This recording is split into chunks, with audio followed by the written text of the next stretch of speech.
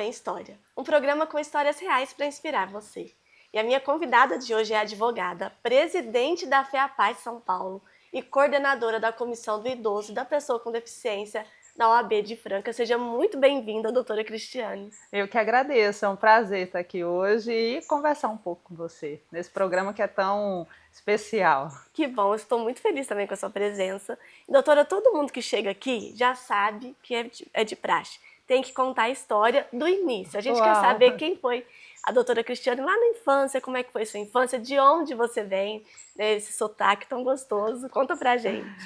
Da Bahia, gente. Eu sou baiana, lá de Senhor do Bonfim, e já morei em Juazeiro também, fiz faculdade lá, e aí surgiu um convite, meu padrinho é de Jericoara, e aí falou de Franca, e eu naquela época, decisão de faculdade e tudo, e nós, então, viemos para cá e passei no vestibular, fiquei em Franca, mas desde 2003 estou por aqui. Mas ela tá adiantando, a gente quer saber como é que foi sua infância. Você Ai, tem irmãos? mesmo? Não tem? Verdade, eu corri, Deixa a gente te conhecer um pouquinho. Ai, que legal. Pois é, sou filha da Helenita, Paulo, Roberto, nascida lá na Bahia, criada em Senhor do Bonfim. Foi uma infância muito legal, com as minhas primas, com a minha tia, minha avó. Então, foi uma infância assim, muito família, muito segura. Estudei em escolinha de bairro, depois na escola de freira. Então, Olha, eu tenho que legal, doces escola de freira. lembranças, verdade. Eu estudei na Sacramentinas, maior parte da minha vida. Escola de freira, e tenho recordações assim, extremamente especiais Como de é lá. que é uma escola de freira? É uma Só escola mulheres tradicional, ou não? não, uma escola tradicional.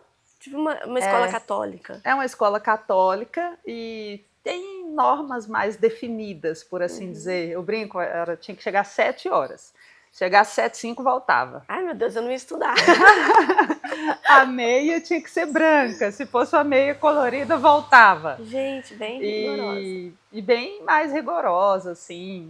Eu lembro dessas aulas muito importantes também. Uma coisa que hoje eu tenho uma certa facilidade, que é de falar em público, de escrever, muito relacionada a esse período também. Tópico frasal, isso e isso. Tudo muito rigoroso, estimular a leitura. Então, assim, foi uma infância de muitas brincadeiras, de muito afeto, de muita união, assim, muita família. Que bom, filha única também. Eu sou filha única da minha mãe e fui criada com, né, só a minha mãe solo praticamente, e muito com a presença da minha avó, das minhas tias. Então, muito doce, assim, muita mulher, uma mulherada assim, né, mas mulheres fortes. Que bom, a gente percebe isso nessa força que você tem também de correr atrás, de fazer as coisas. Ai, que bom.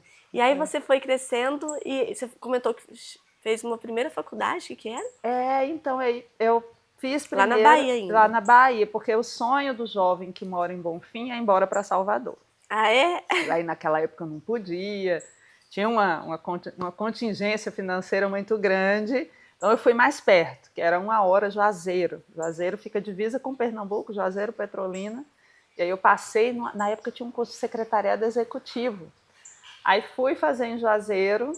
Que era uma faculdade. Uma faculdade. Nossa. E aí eu ia e voltava no começo, depois passei numa seleção do Banco do Nordeste. Essa parte é muito legal, porque assim, é realmente de muita força. Juazeiro tem um calor de praticamente 40 graus. Meu Deus. E essa seleção era para ser agente de crédito do programa Crédito Amigo. E tinha que andar muito. Então eu andava vários bairros a pé, 40 graus. Batendo, não é modo de dizer, mas visitando os pequenos comércios para oferecer dinheiro para capital de giro. Nossa, então você ficava andando a pé na rua, trabalhava a pé o dia inteiro. O banco naquele tinha... solzão de Naquele 40 solzão, graus. eles tinham a prévia dos interessados e a gente visitava aqueles interessados, captava cliente, que era dinheiro para capital de giro, para microcomércio, para pequenos negócios, então era um desafio. E empréstimo em grupo, quer dizer, o grupo era solidário, responsável pelo valor total. Então foi uma experiência muito rica para mim. E olha que legal, gente, esse é o lado da história que a gente nem imagina. Eu falo muito isso, às vezes a gente olha para uma pessoa e imagina ela pronta na vida, né? Foi fácil, tudo muito simples.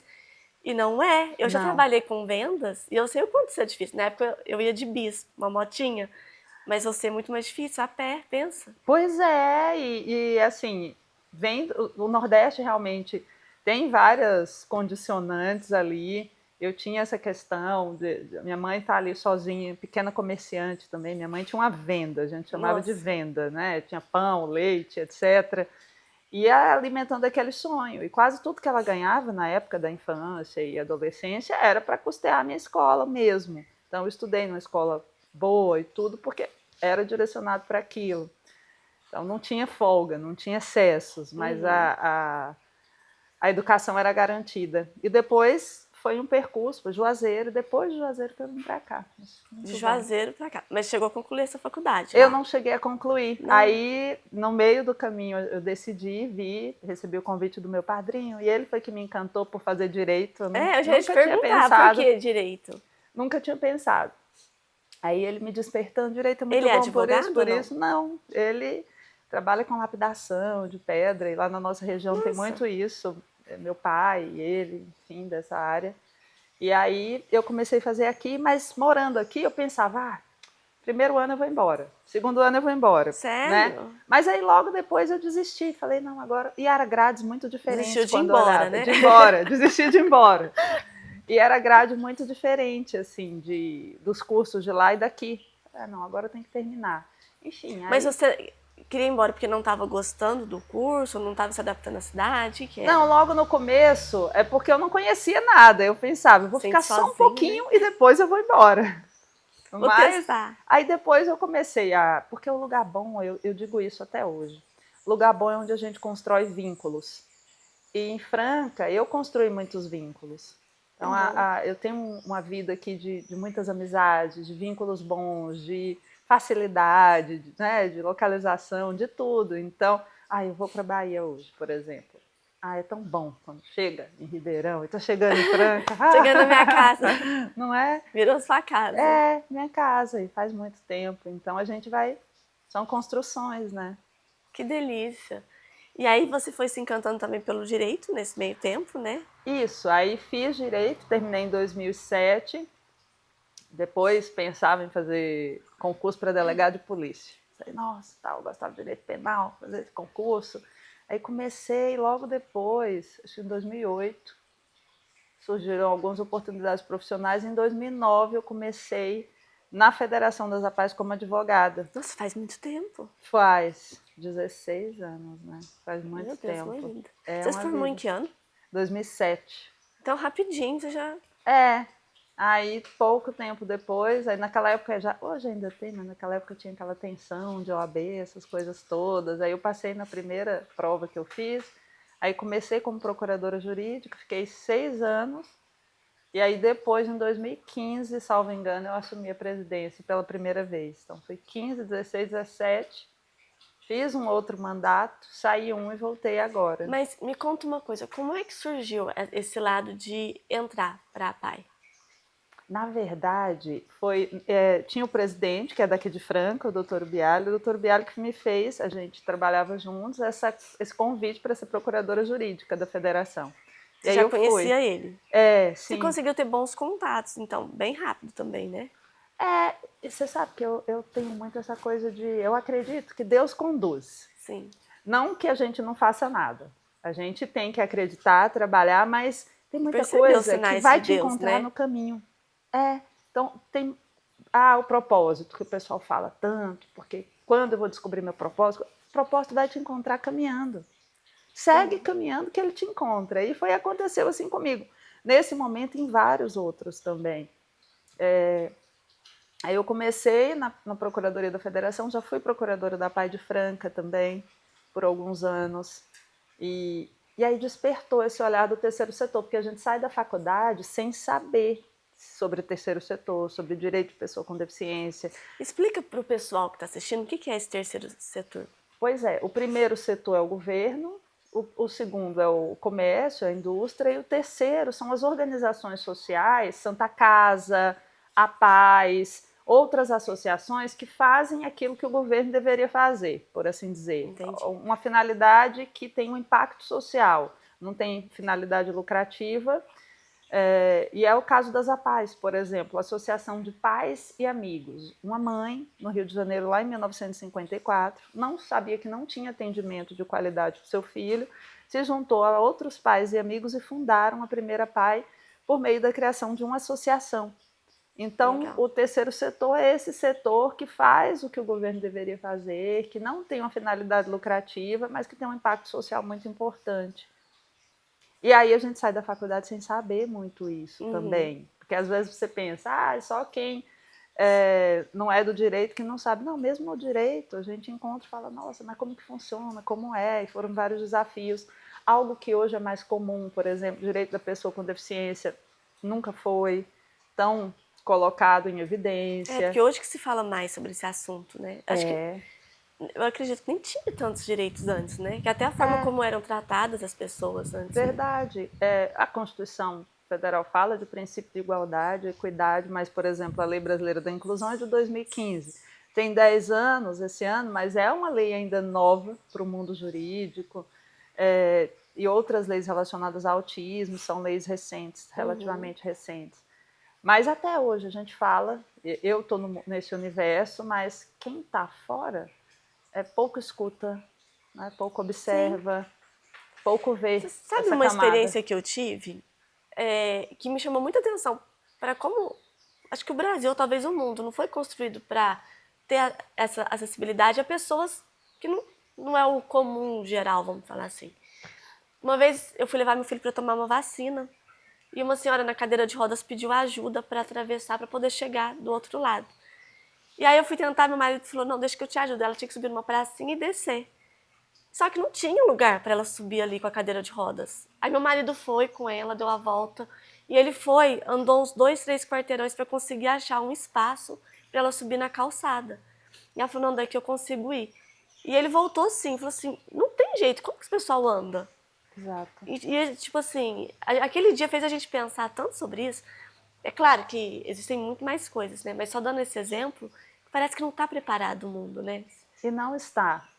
Isso em todos os aspectos. Em todos. Por exemplo, a questão da acessibilidade física, do olhar das pessoas, porque grande parte do problema que a comunidade, as pessoas com deficiência enfrentam, é essa questão da barreira, da atitude, de não vê-las como pessoas capazes, como pessoas, sequer como pessoas.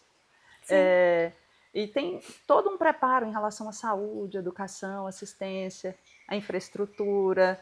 São barreiras diárias, são pessoas que ainda vivem em condição de isolamento, são pessoas que são vistas aos olhos de muitos como pessoas incapazes, porque a própria lei admitiu por muito tempo a figura da incapacidade vinculada a pessoas com deficiência, e nós temos que romper esses estigmas, esses paradigmas, mas é muito difícil. Por exemplo, a mãe. A gente conversa muito disso no nosso dia a dia. Toda mãe, quando espera, você é mãe, ter um filho, ela tem 1000 projeções de que ele venha saudável, perfeito. Ninguém espera diferente disso. Ninguém. Que seja um ótimo aluno, que ele sobressaia em tudo, que ele tenha um emprego excelente, tenha autonomia, construa família. E muitas vezes, quando ela recebe um diagnóstico que o filho tem deficiência intelectual, múltipla ou é autista, os sonhos morrem. Vem uma frustração muito grande. Elas entram num processo de luto. O medo. O medo, tipo assim, e quando eu for embora, o que vai ser do meu filho? Esse é o maior medo que as mães colocam para nós. E quando eu partir?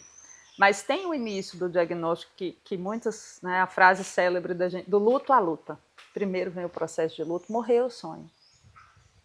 E depois inicia uma luta que, nesse sentido que você colocou, é da infraestrutura, é da educação, porque o sistema não está preparado, muitas vezes, para a escolarização de pessoas com deficiência. É da garantia de alguns atendimentos de saúde. Para você ter ideia, de 2019, salvo engano, a 23, foram mais de 40 mil ações só no estado de São Paulo, contra o governo e plano de saúde, para as famílias de pessoas autistas garantirem fono, físio, TO, psicólogo. Que é o básico direito de todo mundo. Que é o básico. E quando eles têm isso garantido, é o futuro garantido. É a qualidade de vida, é o desenvolvimento, é o respeito, porque muitas vezes o que falta para o desenvolvimento é o atendimento correto, individualizado, porque as pessoas são diferentes, nós somos diferentes. Sim, todo mundo. E É engraçado porque, assim, eu vejo, já vi muitas mães reclamando, às vezes eu tô em algum lugar e fico ouvindo muito sobre isso, que demora-se muito para ter um diagnóstico também, e o que atrapalha nesse processo também de... Porque quanto mais cedo, Melhor a intervenção. melhor, né? A intervenção, quando ela é precoce, ela permite um maior desenvolvimento.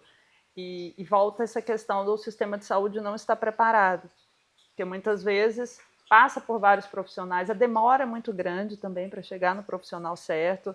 Hoje fala-se em avaliação biopsicossocial, que não leva em consideração só fatores de saúde, mas sociais, econômicos, mas ainda não praticada, que na verdade a gente tem um sistema de saúde ainda muito falho, e o que prejudica todo esse trâmite. Tem gente, doutora, a gente ouve falar muito sobre um surto de crianças com autismo, TDAH. Eu entrevistei a doutora Wei aqui também, que ela fala que tem um porquê também disso. Não é uma coisa assim exagerada, que tem gente que fala assim que estão criando isso, né? Estão dando diagnóstico sem existir. A doutora Wei até defende que existe um porquê, e realmente isso tem acontecido mesmo. O que você me diz sobre isso, assim? Eu não tenho uma corrente fechada, mas um dos pontos que eu acredito é que antes não se dava tanta atenção, não tinha equipe técnica qualificada. Hoje o diagnóstico ele vem, porque muita gente passava anos sem sequer ter um diagnóstico. Era criança levada, às vezes, né? Não, ele é Mal compreendida. disperso, ele, né, não consegue e tal, mas não tinha diagnóstico e hoje tem. Esse é um dos fatores, não tem uma definição exata, Mas realmente científica desse aumento, mas claro, hoje o CDC de Miami aponta que para cada 31 crianças um é autista, então claro, e muita pesquisa em cima disso para saber exatamente por quais motivos, mas o fato é, essas pessoas estão aí, e o que vamos fazer para ter uma sociedade pronta e capaz de recebê-los com qualidade? Nesse aspecto, eu lembro muito de um professor meu de direito que em 2015 ele dizia, pessoal, saiu a lei brasileira da inclusão, mais de 100 artigos, e o aluno no cursinho perguntou assim, mas eles vão respeitar? Professor, mas essa lei é muito longa, eles vão respeitar? Ele falou, não, essa lei é para nós respeitarmos, para mim, para você, é para todos nós não vamos terceirizar. Então, é porque hoje ainda tem muito essa figura da terceirização, mas parte da gente. Sim. Tem muitas mães que sequer são chamadas de mães, pelo nome. É a mãezinha especial. Nossa. E aí já começa o preconceito aí também. Exato. A pessoa com deficiência também é a cota, é o PNE, etc. Ele não é o João, a Maria, o Pedro. O que ele gosta, quais os sonhos. A gente... Isso é triste, né? É demais. Eu passei por uma situação, e isso eu não costumo abrir e falar muito, não. Mas às vezes para fazer as pessoas pensarem um pouco, refletir. 2 momentos de preconceito. Uma vez meu filho estava com uma alergia diante de escarlatina, na verdade. Só que já estava sarando, fui no supermercado, o menininho viu e falou para a irmãzinha, não chega perto dele. Não, brinca com ele, mas sem encostar, para você não ficar igual ele. Aquilo me doeu, e eu sabia que não poderia passar, porque se passasse de forma alguma eu teria saído de casa. E houve uma vez que meu filho passou por um processo de ansiedade muito forte, porque eu comecei a trabalhar muito, e meu filho mais velho é uma criança que precisa muito de mim, da minha atenção. Toda criança, mas o meu filho, ele gosta da atenção da mãe. Legal. Só que até então eu não tinha percebido que era isso, e ele começou com sintomas de fazer careta, fazer som. E a gente pensou sobre síndrome de Tourette. E foi assustador.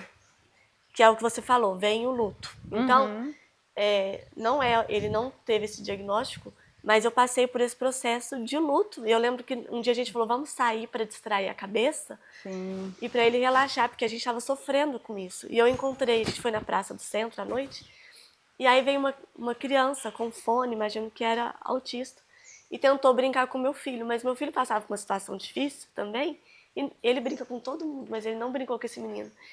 E eu me senti mal, porque eu vi que essa mãe sofreu, porque meu filho não quis brincar. E ela comentou com o pai, falou, tá vendo? Isso é de pai e mãe.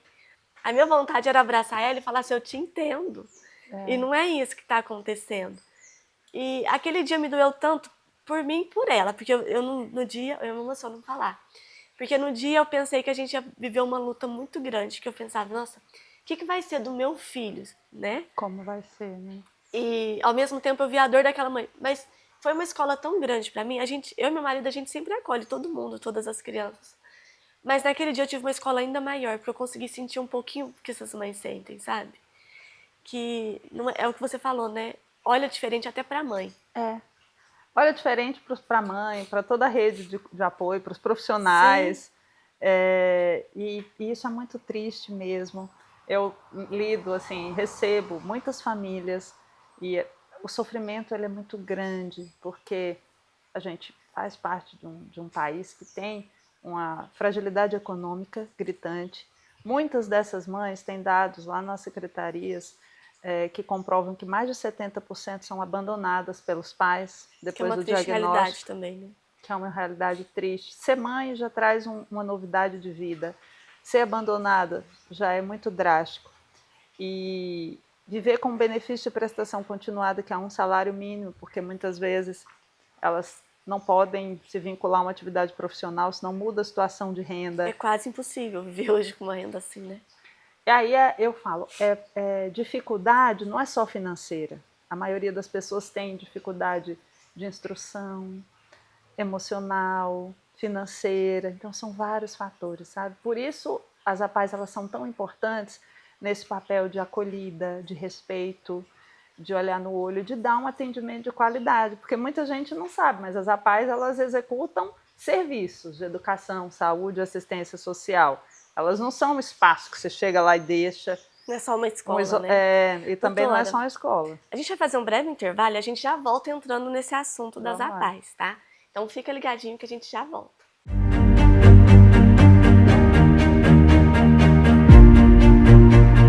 Pessoas perdem o seu direito por falta de conhecimento.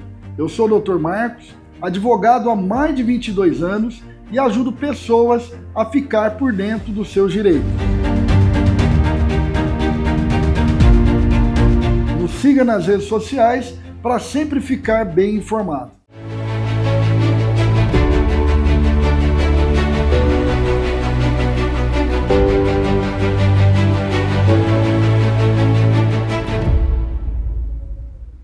Voltamos e agora a doutora conta pra gente desse apoio psicológico. Aliás, todos esses apoios que a APAE oferece. No bloco anterior você estava comentando, né, que não é só chegar e deixar. Conta pra gente. A APAE ela tem um serviço na área da assistência social, que trabalha essa questão de vínculo com as famílias, de habilitação, tem o trabalho da educação também, que é uma escola especializada para quem não se beneficia da rede regular, e tem da saúde, que são essas terapias, muitas fazem diagnóstico, e na verdade é onde também, na área da assistência, quando as mães são escutadas, as necessidades delas são ouvidas, os encaminhamentos são feitos, por exemplo, essa questão de inscrição para receber ou não o BPC, ou busca de outros direitos, também, tem um auxílio, toda uma orientação, e ela começa a perceber ali que tem possibilidade, sabe? Tem caminhos, porque muitas quando recebem o diagnóstico pensam, Acabou. né? Acabou. É como se fosse uma sentença, quando na verdade não é. Então, é um espaço extremamente importante, é uma instituição que faz os atendimentos, faz a defesa de direitos permanente. E quem encaminha para a APAE? Os médicos encaminham ou a mãe que tem que tomar essa decisão e ir atrás? Como é que funciona? Geralmente o encaminhamento vem do poder público, por exemplo, foram feitos os primeiros atendimentos nas unidades de saúde. E aí, a partir da identificação, são encaminhados para o atendimento da APAE na área da saúde para as terapias, na área da educação também. A própria escola, a diretoria de ensino faz esse encaminhamento, identifica que é público-alvo da instituição. Então, passa pelo trâmite regular, que a maioria da população passa, porque a APAE ela tem parceria com o município e com o estado. Ela faz um contrato, um termo, por assim dizer, para atender determinado número de pessoas. Às vezes atende até a mais, por isso é que faz festa sempre, né? Faz pizza, faz porco, faz, enfim, tantas outras festas para pagar a conta, porque o custo é alto. Uma equipe qualificada custa caro. Então, é um espaço onde essas pessoas elas conseguem realmente um atendimento digno, porque a sociedade ainda não está preparada, o sistema público ainda não está preparado e a gente defende muito atendimento de qualidade, que é o grande diferencial. Sim. E ali é fisioterapia, né? Tem Fono, psicólogo, terapeuta ocupacional, fisioterapia que você comentou, na área da saúde. Tem os atendimentos médicos com neurologista, psiquiatra, Olha, várias unidades têm. Na educação, tem toda uma equipe, as salas são salas com um número menor de alunos, tem toda uma equipe especializada para receber a pessoa com deficiência, tem um plano de atendimento individualizado para cada aluno, porque sabe que, né, por conta das diferenças, cada um precisa de intervenções diferentes, específicas, por assim dizer. Isso é importante. Agora, eu penso assim também, com essa questão da inclusão social, que é algo bom, mas às vezes, eu não sei se você vai concordar, eu sinto que as escolas não estão preparadas, não. Às vezes alguns professores, que até para as crianças assim, não atípicas que a gente fala, Sim, né? Às vezes eu já sinto que tem alguns professores que eles não estão preparados para lidar com as crianças. Eu acho que típicas, né? Professores deveriam ter um treinamento emocional para lidar com crianças, né? E aí, eu acho que, não sei, assim, essa questão, o que você me fala dessa questão de mandar essas crianças, como é que o município está lidando com isso?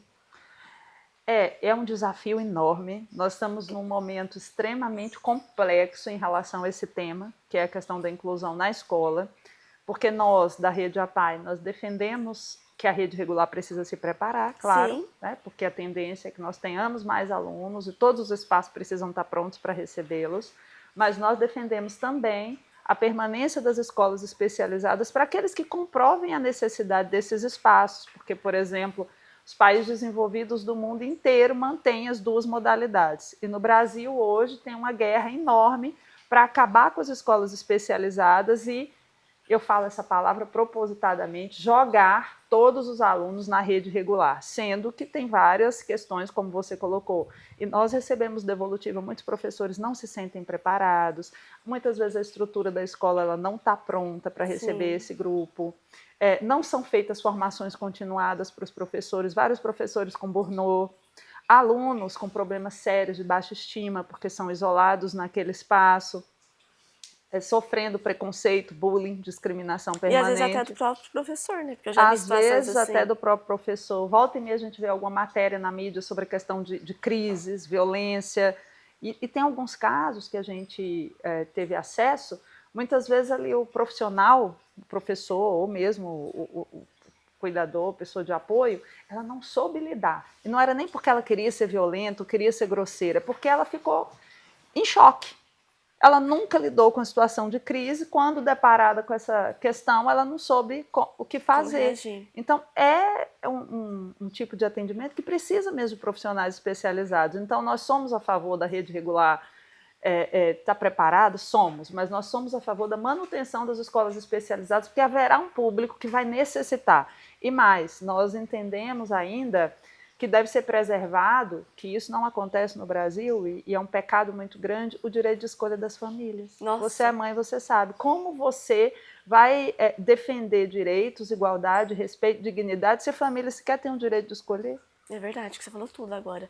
E eu vi alguns vídeos no Instagram de vocês, também dei uma pesquisada no YouTube para conhecer um pouco mais, porque apesar da gente ter a APAE aqui em Franca, quando eu vi a oportunidade da gente fazer essa entrevista, eu falei assim, nossa, o que mais que é a APAE, né? E também a FEAPAES, o que é? Eu nem sabia da existência da FEAPAES, a importância da gente falar sobre isso.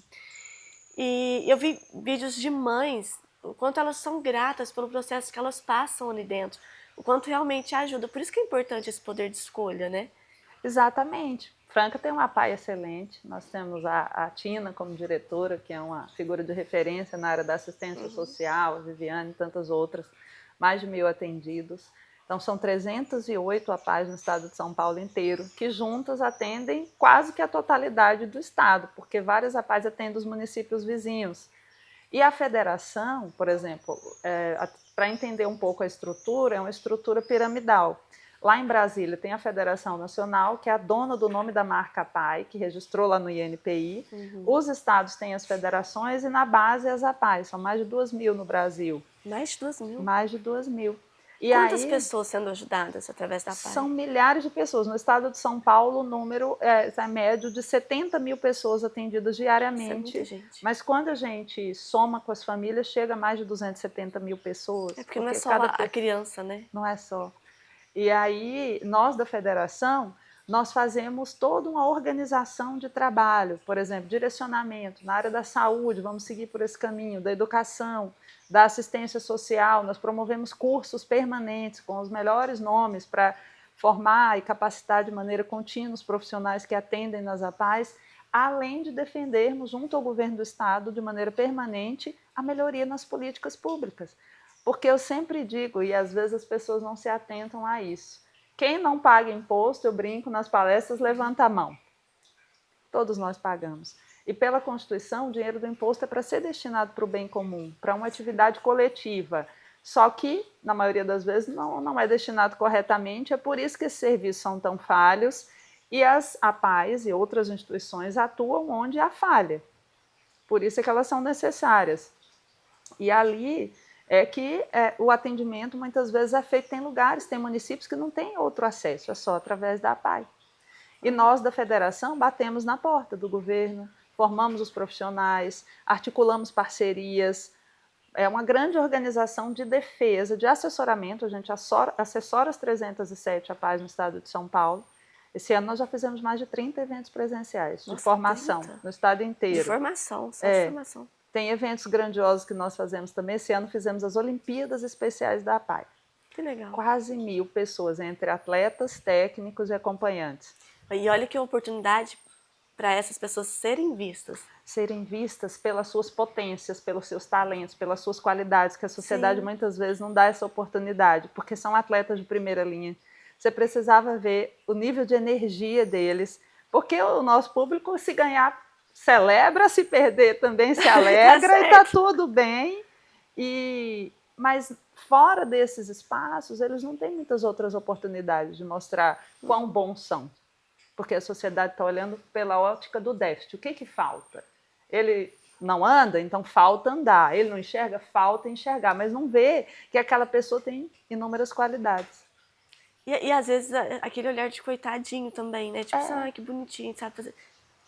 A infantilização, a gente fala uma figura que muita gente ainda não escutou, por exemplo, racismo é o preconceito pelo tom de pele, capacitismo é o preconceito pela deficiência, e a figura da infantilização contínua, por exemplo, a pessoa passou pela infância, adolescência, vida adulta, e tem ainda o pessoal, criança. Não, ele não é mais criança, é um adulto, por mais que ele tenha deficiência intelectual, autismo, e isso é uma forma de capacitismo, colocar sempre... no lugar da infantilização. Porque é uma forma de dizer, ele não dá conta, porque a criança não consegue, né? Exato, a então, criança não dá conta, não realiza algumas atividades, então ele nunca cresceu, ele nunca... E essa questão do coitadinho mesmo que você falou, é de olhar pela ótica de, ele não pode, né? Ele não é para ele não consegue, sem se preocupar em abrir possibilidades. E um ponto importante é que no Brasil, isso é tão estampado, que no mercado de trabalho, do total de pessoas com carteira assinada, menos de 1% são pessoas com deficiência. Nossa, é pouquíssimo. Quase nada. E às vezes são pessoas mais qualificadas que muitos estão ali, né? Porque é uma pessoa que, sim, tá com garra, quer fazer acontecer. Muita gente boa que não consegue colocação no mercado de trabalho pelo simples fato de ser deficiente. E esse 1% só existe porque tem uma lei que obriga. Toda empresa que tem mais de 100 funcionários precisa contratar um percentual de pessoas com deficiência sob pena de multa, porque se não fosse essa lei, capaz não teria isso. É muito triste. É muito triste. Tem gente que fala que o preconceito não existe, mas existe a todo momento, né? A todo momento. A gente é que maquia isso, né? E por que será que o ser humano é assim, né? Porque é uma coisa... É igual. É igual. Mas tem todo um percurso histórico, né, de tempos antigos em que a deficiência, sequer as pessoas com deficiência tinham o direito de viver. Teve um tempo que elas eram abandonadas nos vales, já foram vistas como anjos, como demônios. Então tem todo um percurso cultural, mas tem que ser muito trabalhado. Hoje, em tese, não justifica mais, só que é na formação de base, é todo dia. É um trabalho que é contínuo. Falado sempre, né? Sempre. Principalmente nas escolas também, né? Na formação inicial. E algo que é interessante, olha, em 2030, de acordo com o IBGE, o Brasil vai ser um dos 10 países com pessoas mais idosas no mundo. E tem dados no Ministério da Saúde que comprovam que a maior parte das pessoas com deficiência adquiriram a deficiência na fase idosa da vida, por fatores de saúde, de queda. Então, se a gente não preparar hoje essa sociedade para ser acessível amanhã, a gente pode passar por isso. Exatamente. E olha que interessante, às vezes você que está aí e que não consegue ter um olhar de carinho, de empatia para essas pessoas, você não sabe o dia da manhã. Pode ser que você viva essa situação também. É claro que a gente sempre vai imaginar que nunca vai acontecer com a gente, mas todo mundo está sujeito, né? A qualquer momento. Com certeza. Então, é o que a gente faz hoje, vai reverberar amanhã. E a sua própria atitude, olhar o outro no olho. Isso que é tão simples, mas muita gente não olha as pessoas com deficiência no olho. Fala com o acompanhante, mas não fala com ela. Eu falo sempre nas palestras, essa semana a pessoa me perguntou: quantas pessoas com deficiência você tem na sua lista de celular? Para quantas você manda um bom dia, uma boa noite, uma boa tarde?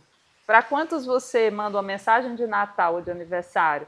Porque às vezes a gente fala que a gente é tão inclusivo, mas não é tem só contato. Né, fora como diz, só na verbalização, só na palavra. E legal isso que você falou, porque fala assim, mas é porque eu não conheço nenhum. Mas quantas vezes você se deu liberdade de conhecer alguém? Porque às vezes você não conhece, não tem, justamente por isso. Nem olhou. Nem olhou. Então, são desafios enormes, mas eu acredito muito na força da coletividade, na força da família, nesses espaços de defesa. Por isso que eu me vejo hoje como... fala de missão. A gente fala, o propósito te encontra caminhando. Eu nunca imaginei seguir por esse caminho de defesa de direitos da pessoa com deficiência, mas foram encontros. E hoje eu vejo, sim, é uma missão. A injustiça ela não pode prevalecer. São pessoas que são condenadas sem cometer nada todos os dias ao isolamento, ao sofrimento, ao preconceito. E muitas vezes nós seremos a voz deles, porque muitos sequer conseguem falar por eles mesmos. Nossa. Chega a ser forte, né? Você vai falando assim, eu vou pensando em coisas, situações, e eu agora, você falando, eu já percebi que talvez em alguns momentos eu não tenha dado a atenção que a pessoa precisa. Mas outros momentos também sim, claro. Mas acho que é isso, às vezes a gente passa e é só um oi, mas não para bater um papo, né? Para ver como... quanto às vezes essas pessoas estão precisando falar e ser ouvidas. Outro dia uma mãe falou assim, eu nunca fui chamada para uma festa de aniversário, eu e o meu filho, porque as pessoas têm medo dele convulsionar, dele dar crise, tem receio de como que vai ser isso no comportamento, e eu sou esquecida também, ela dizia, e eu tenho sonhos. Eu desejo trabalhar, comprar uma casa, um carro, crescer na vida. E ela quis dizer que, às vezes, o olhar da sociedade, de várias pessoas, é para colocá-la naquela condição de que ela é a mãezinha especial, ela não conseguiu nada além de gerar um filho com deficiência. Então, vamos colocá-la aqui no cantinho. Pesado, isso é muito né? Forte, sabe? É pesado. Pesado demais. É tirar a identidade, né? A gente, enquanto mãe, muitas vezes já se perde da gente, né? Nesse peso de conseguir realizar sonhos, de fazer acontecer. E aí, numa situação assim, onde a própria sociedade exclui a pessoa, é muito mais difícil. É muito mais difícil. Aí tem um artigo na Lei Brasileira da Inclusão, que eu julgo que foi um ganho, que fala da garantia do atendimento psicológico para a pessoa com deficiência e para o seu familiar, o atendente pessoal também. Por quê? Às vezes aquela mãe, ou o pai, né, em menor número, mas não consegue enxergar a vida de uma outra forma, e esse atendimento, esse cuidado psicológico, ele é tão necessário, tão relevante. Isso não tem ainda na rede pública, é uma defesa nossa, nós defendemos a existência de mais psicólogos, do atendimento continuado para as famílias, para as pessoas com deficiência, porque todos merecem ter qualidade de vida. E tem que ter esse acompanhamento, é importantíssimo mesmo. Fundamental. A pessoa se perde, né? Ela fica... com certeza. Por muito menos, né? Por muito menos. Hoje nós estamos vivendo a era de adoecimento mental, de tanta ansiedade, depressão e etc. E claro, por fatores diversos, mas essas pessoas têm fundamentos muito fortes para, sabe, muitas vezes até não conseguir ali ficar por um longo período. Às vezes tem mães que nunca vão ouvir o filho chamando de mãe, né? Tem, várias. Então, pensa o quanto isso dói. Várias. E ter esse acompanhamento é importantíssimo para poder seguir em frente, seguir firme. Exatamente. Teve uma delas que me marcou muito a história dela, que ela dizia, eu não saía de casa, meu filho dava crise contínua, ele tirava a roupa inteira, ficava pelado, ele não conseguia ir no banheiro, era em qualquer lugar, quebrava a televisão, quebrava os móveis, quebrava tudo. Então, na minha casa, eu vivia em estado de choque, ele em descontrole, mesmo que eu levasse no médico, né, o SUS, de maneira extremamente também complexa, tem o psiquiatra, enfim, e não conseguia. E depois que ela começou a ser atendida pela PAI, que vieram as intervenções certas, esse filho começou a ter uma vida mais tranquila. E ela falava assim, quando chega férias, porque os alunos da PAI, o pessoal que é atendido na educação, eles não gostam de férias, detestam férias, eles querem ir para lá. Porque lá ele é chamado pelo nome, lá ele tem os amigos, lá é aquele espaço que realmente eles pertencem. E aí ela falava, eu tinha que colocar ele no carro e eu ficava dando volta. Tá fechado, tá vendo? Tá fechado. Ai, gente. Ele, quero ir. Mas por quê? Porque ele se sentiu acolhido, pertencente, acolhido, visto, incluído. Sabe o que é importante a gente comentar também? Hoje em dia o pessoal fala muito sobre... Tem gente que implica, né, que não vive essa realidade, fala assim, é muito mimimi agora, tem que dar espaço na fila, tem isso e aquilo. E aí eu vi um comentário de algumas mães falando sobre o quanto é mais pesado para elas também. Porque é diferente, né? Às vezes a mãe que tem que tirar um filho da cadeira de roda todo dia para pôr na cama, para dar o banho. A mãe, né, de uma criança atípica, como esse que você mencionou. Então, a vida não é igual a sua que está aí com seu filho. Não sei se, sem deficiência. Sem deficiência, é o jeito correto de falar.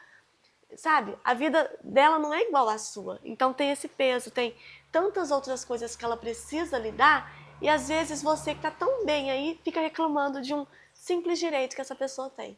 Então a gente tem que pensar nisso também. Você sabe, que você falando isso me fez lembrar de um amigo nosso, chama-se José Carlos. Ele tem um filho que tem mais de 40 anos, ele tem deficiência múltipla, então ele precisa de cuidado para todas as ações. E esse amigo nosso, ele ficou doente, ele tem mais de 70 anos, ele precisa fazer hemodiálise, salvo engano, 2 vezes na semana. E me tocou muito porque eu fui visitá-lo, e ele me mostrou o filho, e eles são lindos, estava ele e a esposa dele, ele falou, sabe o que mais dói em mim? Aí eu, o quê? Ele falou, eu não poder mais pegar o meu filho no colo. Nossa. Ele tem 70 anos, o filho já é um adulto com mais de 40, ele está fazendo um tratamento pesadíssimo que é a hemodiálise, mas o que mais causa o processo de sofrimento é não conseguir participar dos cuidados do filho. E aí tem um amigo nosso que fala, essas pessoas muitas vezes sequer têm o direito de morrer. E volta para um outro ponto que é extremamente forte. Nossa. Eu acho que hoje vai virar chave em muita gente, né? Doutora, a gente vai fazer mais um intervalo. E a gente já volta, fica aí que a gente já volta.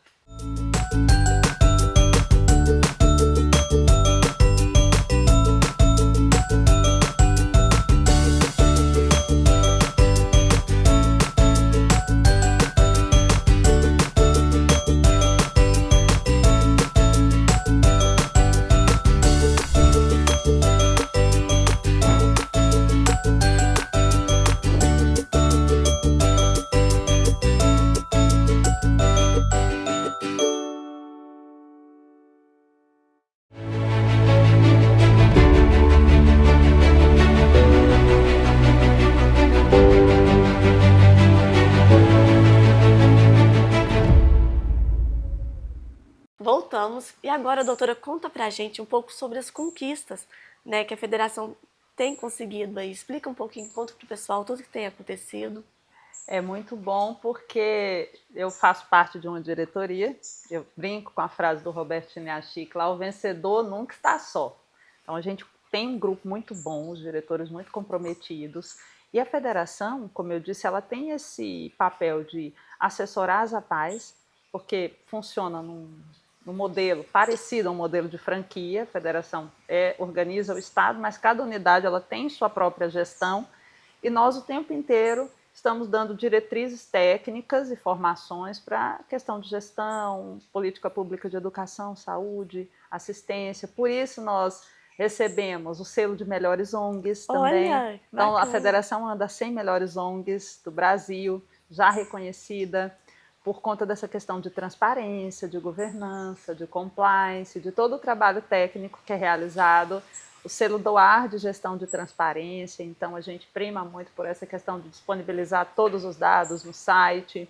Nós fomos escolhidos o ano passado, em 24, pelo Ministério dos Direitos Humanos para compor a Comissão do Brasil, que foi para a COSP17 lá em Nova York, na ONU, acompanhar a convenção sobre os direitos, discussões sobre a convenção em relação aos direitos da pessoa com deficiência, desafios no mundo inteiro. Então, e o tempo todo buscando formas de aprimorar o trabalho de base. Por exemplo, a gente disponibiliza sistema de gestão para todas as unidades, a gente tem painel de comunicadores para a mensagem chegar, que é um pouco do que a gente falou aqui, grande parte da sociedade ainda não sabe, infelizmente, por motivos diversos, mas a gente está o tempo inteiro buscando implementar melhorias para a mensagem chegar, para o serviço aprimorar, para o profissional ser mais qualificado, acima de tudo, para que a pessoa seja vista como pessoa. Que é o mínimo, né? É o mínimo. Que é o mínimo. É o mínimo. Nossa, e é um trabalho muito bonito que vocês fazem, assim, de verdade. Eu vejo, tem que se doar muito, né? Tem. É uma doação. E na verdade, assim, quando a gente se reúne com um grupo muito bom, porque nós temos profissionais de excelência, a federação tem uma equipe reduzida, são quase 30 pessoas, mas também profissionais extremamente comprometidos, qualificados. A gente vê, um grupo fica viajando o estado inteiro. Eu disse, esse ano nós fizemos mais de 30 eventos presenciais, porque o estado de São Paulo, ele tem uma extensão territorial grande e, às vezes, para sair, por exemplo, nós de Franca, outro dia a pessoa falou, Franca é longe, eu falei, Franca é perto de Minas, viu? Então, a gente sair daqui para ir para uma determinada região é longe, aí a gente divide em regiões administrativas para permitir que aquelas pessoas se encontrem, porque por mais que o mundo, o universo online, ele seja relevante, importante, tem situações que o olho no olho, ela é extremamente necessária. Então, a gente promove esses encontros o tempo inteiro, a gente bate na porta do governo para cobrar o tempo inteiro, porque o recurso que chega ainda é insuficiente. É a federação, por exemplo, que traz à tona, de uma maneira muito intensa no estado de São Paulo, essa defesa de serviços de qualidade para as pessoas com deficiência em situação de envelhecimento. As famílias também estão envelhecendo. Como ficam essas mães e esses pais que no processo de envelhecimento não conseguem mais cuidar, segurar no colo, como é o caso que eu contei? Precisamos de políticas públicas para essas pessoas, sabe? Centros dias, que são espaços que aquelas pessoas com deficiência têm atendimento por mais tempo. Então, nós estamos o tempo inteiro fomentando essas discussões, inclusão no mundo do trabalho, índice tão pequeno que precisa ser melhorado. E aí a gente assume, enquanto federação, une as demandas do estado inteiro, bate na porta do governo, vai a Brasília quando necessário e faz toda essa provocação. Então tem várias conquistas, sim, a federação hoje é uma organização bem estruturada, tem uma equipe de qualidade, como eu disse, está o tempo inteiro organizando em termos técnicos e de defesa de direitos para que as pessoas tenham uma resposta no que diz respeito à lei sair do papel e fazer parte da vida delas. Porque no Brasil a gente é muito bom de lei, né? Tem muita lei para isso, aquilo e aquilo outro, mas na vida de muita gente essas leis ainda não são reais. Demora, né? Infelizmente. Infelizmente. Doutora, é importante mencionar para o pessoal que está em casa, que talvez a maioria não saiba, gente, a Federação das APAES do Estado de São Paulo é em Franca, né? Importante falar sobre isso. Verdade. A Federação das APAES é em Franca. É uma instituição inscrita aqui no Conselho Municipal de Assistência. Estamos lá no Distrito Industrial. Convidamos a todos que quiserem conhecer as nossas instalações. E para nós é um motivo de orgulho, porque a gente trabalha todo dia para ter um ambiente organizado, uma equipe estruturada, e daqui a gente transmite também cursos, lives, webinários para todo o estado, para o Brasil, e tem esses momentos presenciais em que a gente se estende, vai até as outras regiões também. Então, Franca tem essa grande organização social, reconhecida como uma das 100 melhores ONGs, selo DOAR, que já participou na conferência da ONU e tudo mais aqui. Isso a gente... Eu acho muito bacana, assim, a gente tem que falar e reforçar isso sempre. Porque quando eu descobri que era de Franca, eu falei, meu Deus, que legal. E aí o pessoal vê a doutora Cristiane viajando tanto, né? Pensa que é de São Paulo, não é? Pois é, porque é capital, né? E é o centro administrativo, mas já tem algum tempo que a federação é aqui. Aí muita gente pergunta, por que não muda? Não vai para São Paulo, não coloca no meio do estado? A equipe técnica ela foi constituída, construída aqui, hoje tudo funciona, então daqui para lá. A estrutura já está pronta, a gente não tem que ficar mexendo. Claro que, eventualmente, existe um projeto de diretoria para ter um escritório estendido em São Paulo, alguma coisa assim, mas são os planos futuros. Você comentou que tem um pessoal que é um pouco... Não sei se eu entendi errado. Vocês se dividem para viajar ao estado ou tem outras pessoas da FEAPaz em outros lugares do estado também? Ou não, está todo mundo aqui, mas o pessoal vai cada um para um lado. Tem alguns ouvidores que estão fora, uns 3 ou 4 profissionais que fazem visitas cotidianas que moram em outras cidades, mas o grosso, a equipe técnica, a maior parte está em Franca.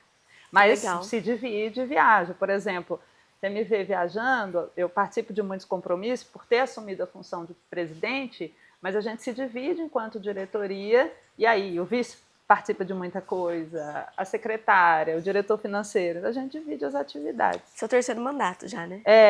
Por isso que eu falo, é um trabalho de coração, né? Pois é uma missão que eu falei, né? O propósito que nos encontra caminhando. Eu fico muito honrada e grata por poder contribuir. Mais do que contribuir, eu aprendo todo dia e aprendo muito com esse movimento social da pessoa com deficiência. E eu me sinto privilegiada por fazer parte de uma história tão forte, tão rica e que faz a diferença na vida das pessoas. E eu me sinto honrada por ser uma mulher à frente disso tudo, desse trabalho tão lindo, que a gente sabe como é difícil a mulher conquistando esses espaços e você ali no 3º mandato. Parabéns, viu? Fico muito feliz. Doutora, e tem projetos novos, coisas novas surgindo aí agora pela frente? Sempre tem. Agora nós estamos já trabalhando o planejamento do ano que vem. Vamos intensificar muitos cursos na área de transtorno do espectro autista. A Federação também tem um Instituto de Ensino e Pesquisa. Quem estiver nos escutando e tiver interesse em conteúdo relacionado ao autismo, pessoa com deficiência intelectual, terceiro setor e deficiência de um modo geral, o UniAPAI vai intensificar os cursos online e presenciais. Olha que legal. Porque a gente trabalha com a frase conhecimento, o conhecimento transforma. E aí eu lembrei de uma frase que dizem que é de Francis Bacon, conhecimento é poder, mas só é poder quando colocado em prática. Sim. Mas a gente está o tempo inteiro organizando os melhores profissionais para promover cursos e o ano que vem vamos intensificar isso. Então eu convido a todos que nos assistem, visite lá a UniAPAI SP para acompanhar e participar. Para além disso, tem uma intensificação nossa também em relação a essa questão da defesa de políticas públicas e mostrar cada vez mais o impacto social do trabalho. Então, a gente tem trabalhado muito essa questão do protagonismo das famílias. Afinal, tudo começou por uma mãe, né, Fabiola? Nossa. Olha, por isso que tem esse nome. Foi uma mãe em 54, lá no Rio de Janeiro, a Associação de Pais. Associação e de amigos, pais. Os amigos vêm depois. Mas a força, 2 exemplos que eu quero te dizer para o pessoal saber. O movimento de APAI começou através da figura de uma mãe de pessoa com deficiência. A maior lei no Brasil hoje em defesa do direito de pessoa com transtorno do espectro autista só existe por conta do trabalho de uma mãe, a dona Berenice Piana, que fez uma peregrinação enorme para que autismo fosse reconhecido como deficiência, tivesse direitos na lei. Família é fundamental. Família é fundamental. E a força da mãe, né? É grandiosa. A mãe faz de tudo por um filho. E que bom mede. que nós tivemos essas mães com garra para começar esse projeto tão bonito, né? Pois é. Doutora, e tem algum recado que você gostaria de deixar para quem está assistindo a gente agora? Eu quero agradecer, né, dizer que você pode sim fazer a diferença e nós precisamos agir hoje. Não deixe para amanhã o que você pode fazer. Faça o seu melhor ao encontrar uma pessoa com deficiência ou sem, dê o seu melhor sorriso, a sua melhor presença, a sua melhor companhia. E todos os dias pense que nós estamos aqui de passagem. O legado é aquilo que fica. O que você está deixando de bom? Então é isso. Eu tenho certeza que estou plantando algumas sementes, estou encontrando com pessoas que plantam junto comigo e que a gente possa fazer juntos parte de uma grande colheita do bem. Perfeito. Essa frase é a frase que fica. O que é que você está deixando de bom? Doutora, eu quero te agradecer. Um prazer receber você aqui. Eu amei esse bate-papo super reflexivo. Vou pensar sobre muitas coisas, viu? Que bom, eu que agradeço. Adorei também. Você deixa a gente super à vontade. A gente sente essa energia do bem. E as histórias são sempre algo impactante. Tomara que o pessoal lembre de algumas e consiga levar isso para a vida. Com certeza o pessoal vai refletir bastante. Bom, pessoal, é isso. E a gente vai ficando por aqui e até o próximo Senta que lá vem história.